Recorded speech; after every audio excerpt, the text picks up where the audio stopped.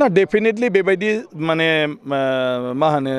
जेंनाया नुजागोन मुर्ति सावलायनायफ्राबो जागोन खारन बे मोनसे बयनिबो सानस्रिजों गोरोबलायनानै खालामनाय मोनसे गोरोबथा बे गोरोबथाया सोरनिबा बेक्तिगत नङा दिनै बे गोरोबथानि सायाव साफा सानै सुबुङा जुदि बिनि हेंथायै कर्टआव केस होयो अब्ला बियो जाथि नाङैनो मोनसे माबायाव गोग्लैयो मा होनो बे गोहोम गोग्लैयो बे गोहोमा मोजांनि थाखायबो जानो हागौ गाज्रिनि थाखायबो जानो हागौ बेफोर बाथ्राफोरखौ जोंनि बर'नि गेजेराव सावरायलायनानैनो फोजोबनो हानाय बाथ्रा बेवहायखौ आं सानो बर'नि गेजेराव नांलाय खमलायब्लाबो जों जेखौ माने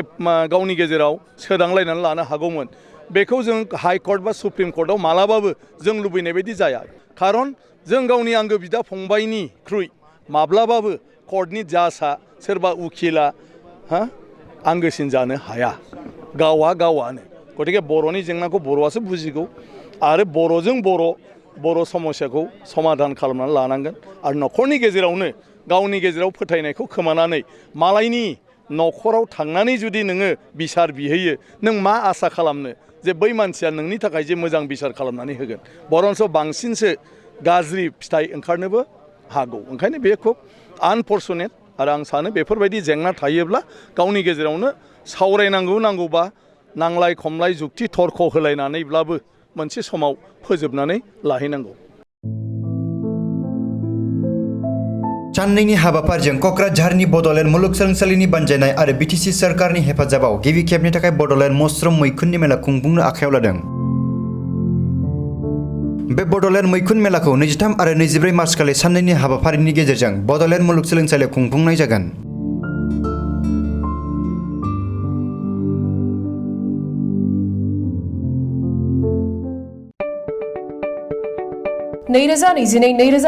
सोलोंथाइ बोसोरनि थाखाय चिरां जिल्लानि बेंटलाव थानाय मोनसिम सिब्राय इंलिश स्कुलाव नार्सारिनिफ्राय थाखो 8 सिम फरायसाफोरनि मुं थिसननाया सोलिगासिनो बे फरायसालियाव हौवासा आरो हिन्जावसाफोरनि आलादायै थानायनि राहानि थाखाय हस्टेलनि खाबु दङ गोजौ सोलोंथाइ लानाय रोंगौथि गोनां आरो मोजां फोरोंथाइ मोननाय फोरोंगिरिफोरनि गेजेरजों बे स्कुलाव फरायसाफोरनो सोलोंथाइ होनाय जायो Computer and Science Laboratory, Games and Sports, Physical Education, Smart Class, Art and Music Class, Coaching आरो टिउसननि खाबुखौ बे स्कुलाव मोननो हागोन गोग्गो आरो गुन गोनां सोलोंथाइ मोनहोनायनि थाखाय मोनसिम सिब्राय इंलिश स्कुलाव मुं थिसननायनि खाबुखौ लादो